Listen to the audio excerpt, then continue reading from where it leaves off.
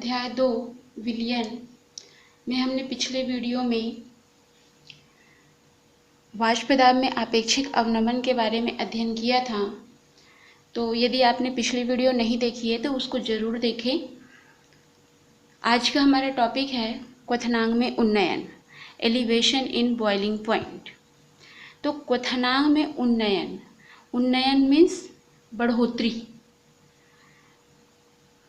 क्वथनांक में उन्नयन कैसे होगा? जैसे जब क्वथनांक यानी उबलना, तो जब हम विलायक को, शुद्ध विलायक को जब उबाला जाता है तो उसका जो तापमान रहता है, जैसे हम जल को उबालते हैं तो ये 100 डिग्री सेल्सियस पर उबलता है।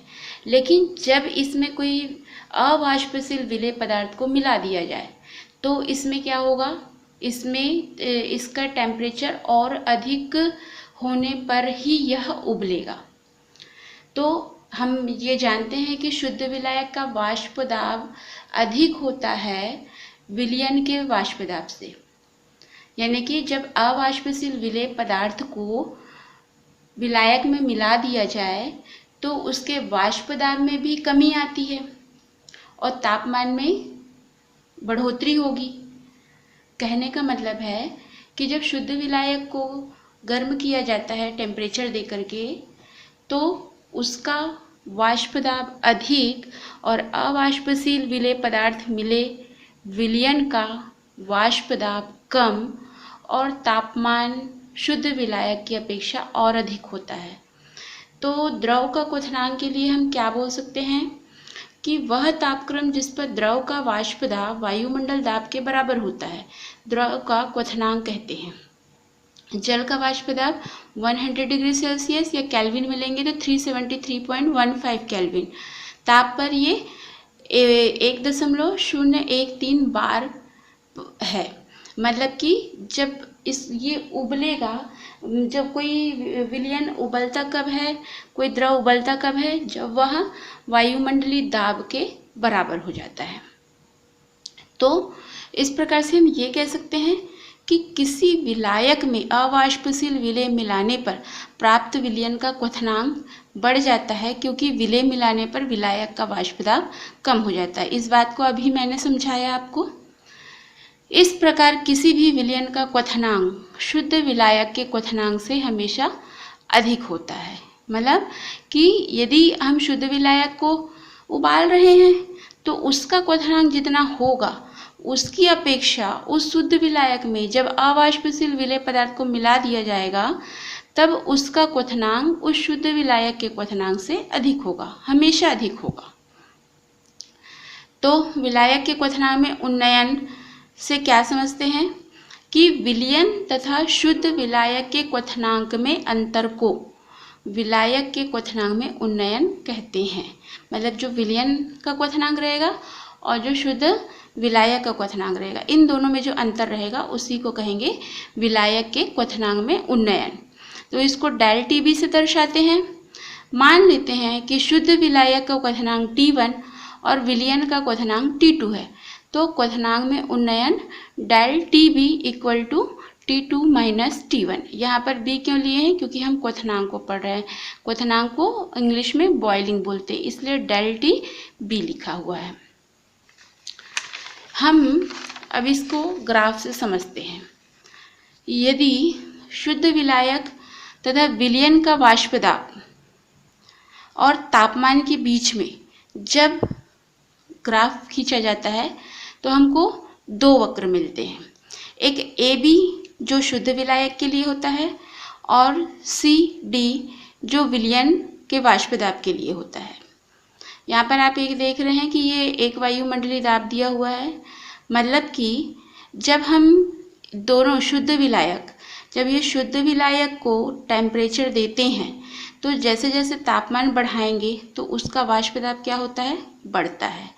विलयन का भी वैसे ही जब तापमान देंगे तो विलयन का वाष्प दाब भी बढ़ेगा। लेकिन हमेशा जो शुद्ध विलायक जो AB प्राप्त हुआ है, इसका वाष्प दाब का वक्र ऊपर और CD जो विलयन का वाष्प दाब का वक्र है वो हमेशा नीचे, यानी कि शुद्ध विलायक के वाष्प दाब से विलयन का वाष्प दाब कम होता है तापमान बढ़ाने के साथ साथ।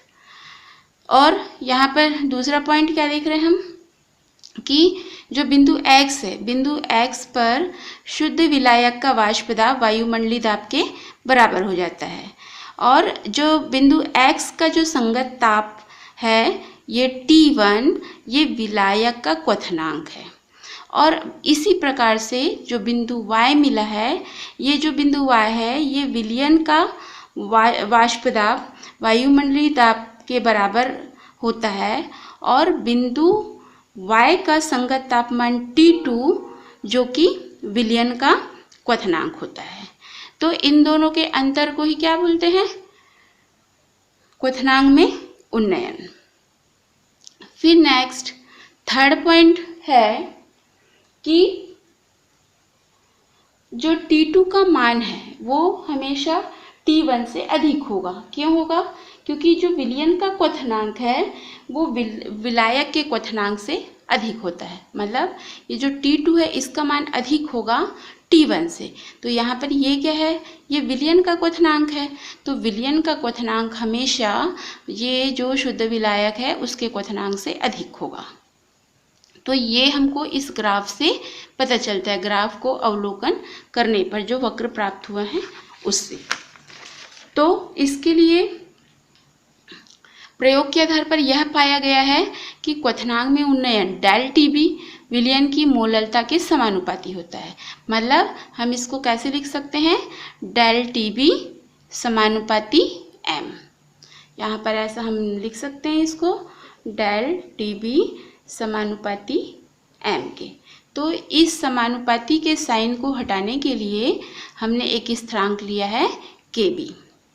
इस स्थिरांक को जो KB है, KB को मोलल क्वथनांक उन्नयन स्थिरांक या मोलल क्वथनांक मापी स्थिरांक या मोलल उन्नयन स्थिरांक कहते हैं। यदि m = 1 हो तो हम इसको क्या लिख सकते हैं? Del TB = KB। यहाँ पर m की इक्वल टू 1 रखने से हमको ये प्राप्त हो जाएगा। तो ये जो समीकरण है ये क्या बताता है कि किसी विलायक का मोलल उन्नयन स्थिरांक विलायक के क्वथनांक में हुई उस वृद्धि के बराबर होता है जो 1 मोल अवाष्पशील पदार्थ को 1 किलोग्राम विलायक में घोलने पर प्राप्त होती है। मतलब जो विलायक में मोलल उन्नयन स्थिरांक ये जो है ये उस वृद्धि के बराबर है जब हम 1000 ग्राम में या 1 किलोग्राम विलायक में 1 मोल अवाष्पशील पदार्थ को घोलते हैं। इससे और क्या पता चलता है कि जो डेल टीबी या KBm, डेल टीबी = KBm हमने लिखा है, तो क्वथनांक में उन्नयन ये विलेय के अणुओं की संख्या यानी मोललता पर निर्भर करता है।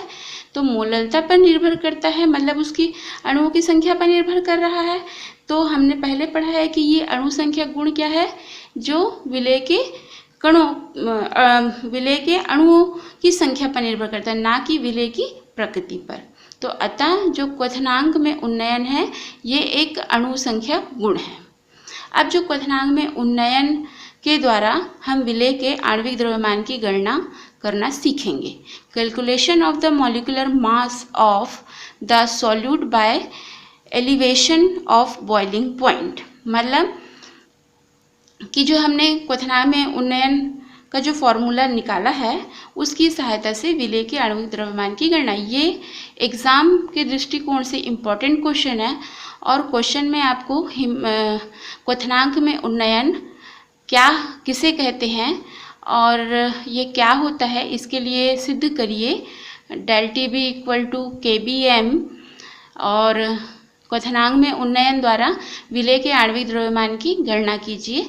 ऐसा करके 3 नंबर या 4 नंबर का क्वेश्चन आता है। तो इसमें हम विलेय का आणविक द्रव्यमान की गणना देखते हैं। तो किसी अवाष्पशील विलेय के विलयन के लिए क्वथनांक उन्नयन डेल टीबी = KBm ये हमने निकाला है। हम इसको इक्वेशन 1 दे देते हैं। यदि WB ग्राम अवाष्पशील विलेय को अब हमने अवाष्पशील विलेय की कितना ग्राम लिया है WB, और विलायक कितना लिए WA ग्राम। इतने विलायक में यदि इस WB ग्राम अवाष्पशील विलेय को यदि घोलते हैं और विलेय का आणविक द्रव्यमान MB ग्राम है, तो विलयन की मोललता बराबर क्या होता है, विलेय के मोलों की संख्या बटे विलायक का द्रव्यमान इंटू 1000। ये हम जब विलयन की सांद्रता ज्ञात करने की विधि में मोललता पढ़े थे, उस समय आपको इस फॉर्मूले को कैसे निकालना है ये हमने बताया था आपको। तो यदि आपने उस वीडियो को नहीं देखा है तो आप उस वीडियो को जरूर देखें। तो मोललता बराबर विलेय के मोलों की संख्या WB/MB अपॉन विलायक का द्रव्यमान WA इंटू 1000। तो हम इसको सॉल्व करेंगे तो हमें क्या मिल जाएगा, M = WB/MB इंटू 1000/WB। ये हमको इक्वेशन मिलेगा। अब इसमें हम क्या करेंगे, जो मोललता का मान है उसको, जो हमको समीकरण 1 था ∆Tb = Kbm, उसमें हम क्या करेंगे, m की वैल्यू को रख देंगे। तो उसमें हमको क्या मिलेगा, ∆Tb = Kb, यहाँ पर m था तो m की जगह हमने क्या लिख दिया, WB into 1000/MB into WA। और इस तरीके से हमको क्या ज्ञात करना है, विलेय का आणविक द्रव्यमान। तो आणविक द्रव्यमान क्या होता है, MB। तो हम MB निकाल लेंगे, इधर MB को इधर ले जाएंगे, ∆Tb को इधर ले आएंगे, तो क्या हो जाएगा, MB = Kb into WB into 1000/∆Tb into WA। तो ये जो समीकरण है, इस समीकरण की सहायता से विलेय के आणविक द्रव्यमान यानी MB की गणना की जा सकती है। अब यदि इससे हमको इसमें यदि इन सभी के मान ज्ञात हैं तो हम MB का मान ज्ञात कर सकते हैं। तो इसके लिए हम एक न्यूमेरिकल देखते हैं। 12.5 ग्राम यूरिया 170 ग्राम जल में घोला गया। यह घोल 100.63 डिग्री सेल्सियस पर उबलता है। यूरिया का आणविक द्रव्यमान ज्ञात कीजिए। जल के लिए मोलर उन्नयन स्थिरांक 0.52 के किलोग्राम मोल इनवर्स है। तो यहाँ पर जो आपको क्या क्या दिया है पहले उसको देख लीजिए। तो हमको ∆Tb का मान दिया हुआ है, तो ∆Tb का मान तो दिया है लेकिन इसमें 100 से नहीं दिया है, ये तो 100 से ज़्यादा दिया है, तो हम इसको 100 से माइनस कर लेंगे तो हमको 0.63 डिग्री मतलब जो हमको अंतर है वो पता चल गया, ∆Tb का वैल्यू पता चल गया। और फिर ये जो यूरिया यानी विलेय की मात्रा कितना है 12.5 और विलायक की मात्रा कितनी है 170 ग्राम, और हमको Kb दिया हुआ है स्थिरांक, मोलर उन्नयन स्थिरांक 0.52 और WA की वैल्यू भी दी हुई है। तो यहाँ पर हम इसमें क्या करेंगे, सभी वैल्यू को यहाँ पर रख देंगे। जो Kb की वैल्यू है, Kb की वैल्यू, W की वैल्यू 12.5 फिर इंटू 1000, ∆Tb की वैल्यू 0.63 इंटू WA की वैल्यू 170 और इसको सॉल्व कर देंगे तो हमारा आएगा 60.69 ग्राम पर मोल। तो ये यूरिया का आणविक द्रव्यमान आ जाएगा। तो इस तरीके से हम, यदि हमको सभी की वैल्यू पता है तो हम विलेय के आणविक द्रव्यमान की गणना कर सकते हैं। देन नेक्स्ट हमारा टॉपिक है हिमांक में अवनमन, डिप्रेशन इन फ्रीजिंग पॉइंट। अब हिमांक में अवनमन मतलब हिमांक क्या होता है, किसी भी द्रव को ठंडा करना और उसे ठोस से परिवर्तित करना, और अवनमन मीन्स कमी। तो हिमांक क्या है, किसी द्रव का हिमांक वह तापमान है जिस पर ठोस तथा द्रव प्रावस्थाओं का वाष्प दाब समान होता है तथा ठोस और द्रव प्रावस्थाएं साम्य में रहती है। तो जब हम जो शुद्ध विलायक होता है उस शुद्ध विलायक को जब हम ठंडा करते हैं, जैसे पानी को जब हम ठंडा करते हैं तो वो 0 डिग्री सेल्सियस पर बर्फ बन जाता है। अब जब उस द्रव में अवाष्पशील ठोस पदार्थ को मिला दिया जाएगा तो विलयन प्राप्त होगा। अब विलयन का हमको पता है कि शुद्ध विलायक से विलयन का वाष्प दाब कम होता है, तो विलयन के तापक्रम को कम करने के लिए उसके वाष्प दाब को भी कम करना होगा। तो इसके लिए क्या करना पड़ेगा, एक तापक्रम ऐसा रहेगा जिससे वो ठोस में परिवर्तित हो जाए। तो ये क्या कहलाएगा, उस विलयन का हिमांक कहलाएगा। तो हम क्या कह सकते हैं कि विलयन का हिमांक शुद्ध द्रव विलायक के हिमांक से कम होता है। मतलब हमेशा जो विलायक का हिमांक है वो अधिक रहेगा और जो विलयन रहेगा उसका हिमांक कम रहेगा, क्योंकि विलयन का वाष्प दाब शुद्ध द्रव के वाष्प दाब से कम होता है। ये हम शुरू क्लास से ही पढ़ते आ रहे हैं। अतः शुद्ध विलायक तथा विलयन के हिमांक में अंतर को हिमांक में अवनमन, जिसको डेल TF से दर्शाते हैं। यदि शुद्ध द्रव का हिमांक T1 और विलयन का हिमांक T2 हो तो हिमांक में अवनमन को हम क्या लिख सकते हैं, del TF equal to del 2 minus T1 लिख सकते हैं। यदि यहाँ पर शुद्ध विलायक और विलयन के मध्य में ग्राफ खींचा जाए, उसके वाष्प दाब और ताप के मध्य में जब ग्राफ खींचा जाता है तो हमको कैसा वक्र मिल रहा है, तो इसके वक्र से हम क्या निष्कर्ष निकालते हैं। फर्स्ट, कि जैसे जैसे ताप में वृद्धि होती है विलायक और विलयन दोनों के वाष्प दाब में वृद्धि होती है। जो विलयन का वाष्प दाब वक्र है ये DE से और शुद्ध विलायक का वाष्प दाब BC से और ठोस हुआ विलायक को AB वक्र से दर्शाया गया है। सेकेंड पॉइंट क्या है कि जो बिंदु B है, इस बिंदु B पर ठोस और द्रव विलायक के वाष्प दाब बराबर है। अतः बिंदु B का संगत ताप T1 यह शुद्ध विलायक के हिमांक को दर्शाता है, और जो बिंदु D है, इस बिंदु D पर ठोस हुआ विलायक, ये जो विलायक है ये ठोस हो गया है, और जो विलयन का वाष्प दाब वक्र यहाँ पर D बिंदु पर मिलते हैं, और इस D बिंदु का संगत ताप T2 ये विलयन का हिमांक दर्शाता है। तो इन दोनों में अंतर जो है डेल TF को दर्शाता है। तो T2 का मान हमेशा T1 से कम रहेगा। क्यों कम रहेगा पता चल गया, क्योंकि इसका वाष्प दाब क्या है, अधिक है। शुद्ध विलायक का वाष्प दाब हमेशा अधिक होता है और विलयन का वाष्प दाब हमेशा कम होता है तापमान बढ़ने के साथ साथ। तो इस प्रकार से हमने इस वक्र में देखे, ये प्रयोगों के आधार पर बताया गया है आपको। तो ये आपको ये पॉइंट दिए गए हैं जो अभी आपको बताया गया है। इसके आगे हम देखते हैं कि राउल्ट के हिमांक अवनमन संबंधी नियम के अनुसार हम इसको क्या बोल सकते हैं, किसी विलयन के हिमांक का अवनमन विलयन की मोललता के समानुपाती होता है। अतः डेल TF समानुपाती है m के, तो हम इस समानुपाती का इस चिन्ह को हटाने के लिए हम लिखते हैं del TB equal to KF into m।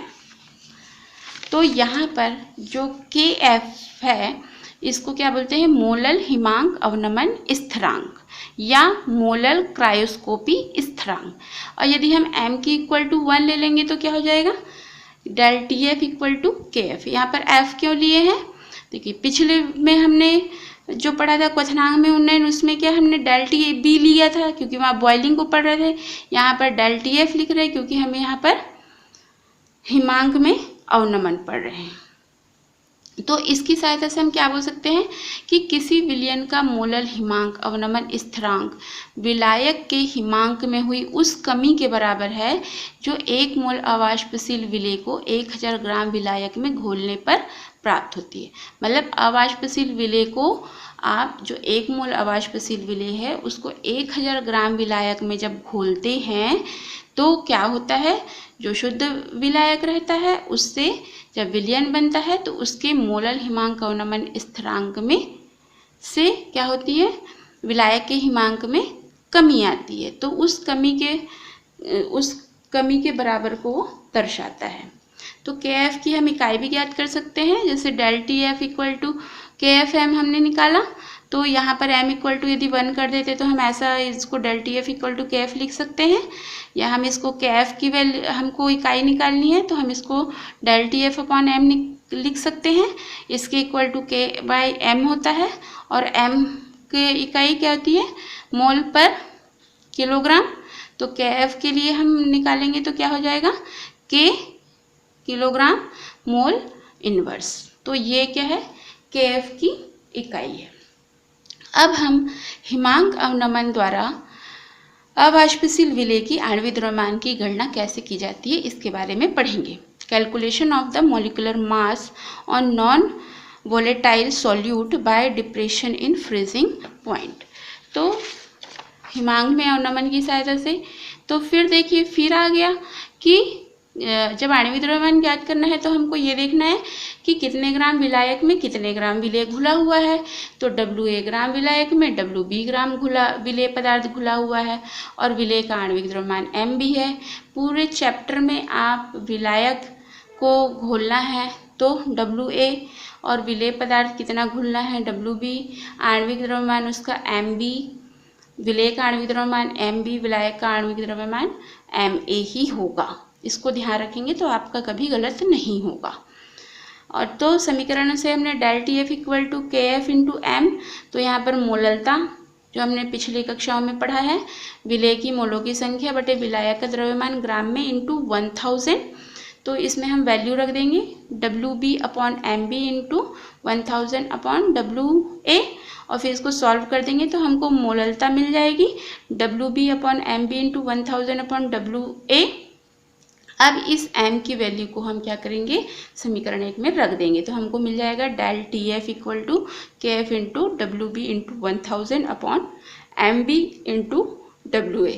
और हमको चूँकि आणविक द्रव्यमान ज्ञात करना है तो विलेय का आणविक द्रव्यमान क्या होता है MB, तो हम MB को इधर ले आएंगे और डेल TF को इधर ले आएंगे तो हमको मिल जाएगा MB equal to KF into WB into 1000/डेल TF इंटू WA। इस समीकरण की सहायता से हम विलेय के आणविक द्रव्यमान की गणना कर सकते हैं। तो ये हुआ हिमांक में अवनमन की सहायता से अवाष्पशील विलेय पदार्थ के आणविक द्रव्यमान की गणना करना। अब हिमांक में अवनमन के अनुप्रयोग देखते हैं। फर्स्ट है हिम निरोधी विलयन बनाने में। हिम निरोधी मतलब जो ठंडा हो जाता है उसको रोकना है कि वो ठंडा ना हो।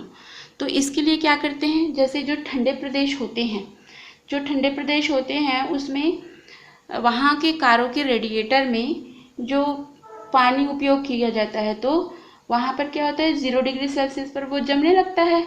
तो यदि उसमें एथिलीन ग्लाइकॉल की मात्रा मिला दिया जाए तो वो जो है जम नहीं पाता है और रेडिएटर ठीक से कार्य करता है। तो यहाँ पर एथिलीन ग्लाइकॉल क्या करता है, एक हिम निरोधी का कार्य करता है। हिम निरोधी मतलब ठंडा करने को रोकना। और सेकंड है सड़कों पर जमे बर्फ को पिघलाने में। जो ठंडे प्रदेश होते हैं वहाँ पर इतनी ठंडी होती है कि वहाँ पर जो सड़कों पर जो पानी रहता है वो बर्फ़ में जम जाता है। तो वहाँ पर क्या किया जाता है कि बर्फ़ को पिघलाने के लिए या तो सोडियम क्लोराइड या फिर कैल्शियम क्लोराइड को बर्फ़ के ऊपर फैला दिया जाता है, जिससे उसका क्या होता है, हिमांक जो है बहुत कम हो जाता है।